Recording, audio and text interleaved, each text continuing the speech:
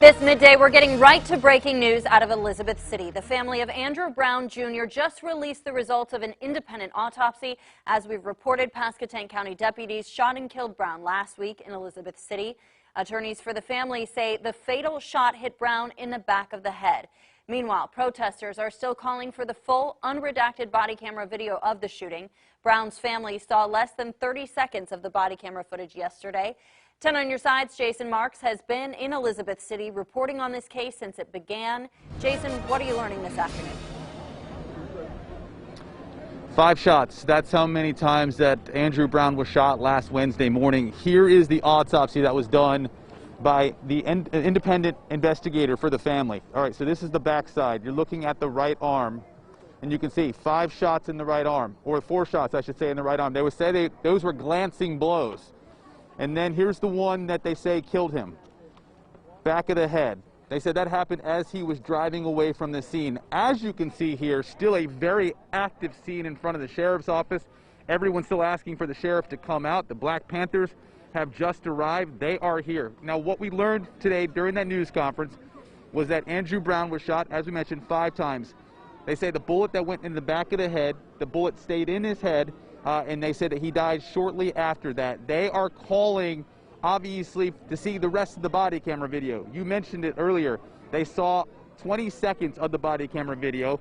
Most of the video that they saw, the shots were already firing by the time they got out there. By the time the video started, they were already shooting, according to the family who saw the video yesterday. And then it was 20 seconds, and they fired the whole time. So many rounds that they couldn't even keep track of counting. The attorney for Andrew Brown, Ben Crump, who is not from Elizabeth City, he is a high-profile attorney, says that this is a situation that relies on the county, and the county needs to be transparent. And the trajectory, Attorney Daniels, was from bottom to top, left to right, back to front. So it went into the base of the neck, in the bottom of the brain, the skull, and got lodged in his brain. Oh, Lord. And that was the cause of death. Another attorney talked about how painful this is for the Brown family, but also painful for the Elizabeth City community in general. We are going to have much more on this story coming up at 12:30, but for now, that's the latest here in Elizabeth City. Jason Marks, 10 on your side. Continuing to cover the fallout of a deadly encounter with law enforcement in Elizabeth City. Protesters continue to call for the release of the body camera video in the death of Andrew Brown Jr. The Pasquotank County Sheriff's Office says a deputy shot and killed him while serving a warrant last week.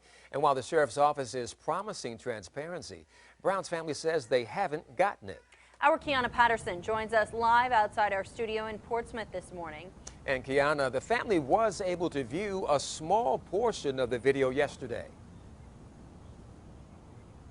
Yes, Andrew Brown Jr.'s family was able to watch an edited version of that video. They say they saw about 20 seconds of the video, and it was from one deputy's body camera. They're very disappointed by that because they wanted to get a more accurate portrayal of what happened. They wanted to see multiple different angles from different body cameras and get a full picture of exactly what happened.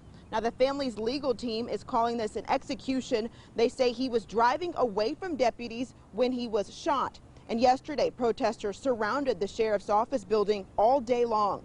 Now, many people marched twice, blocking the bridge to Camden County, and the city is still under a state of emergency this morning. But now the county NAACP and pastor leaders are declaring a moral emergency.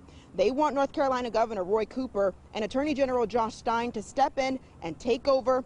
They say the district attorney and sheriff are mishandling the investigation. And today, Brown's family will release the results of an independent autopsy around 11 o'clock. Then at 3 p.m., church leaders will have a press conference at Mount Lebanon AME Zion Church. And around 5 p.m. this afternoon, protests are expected to continue. The word transparency was brought up, and I feel like transparency means transparency. So don't promise something that you're not willing to deliver. People who think that it's not working, you can see it. You can see it.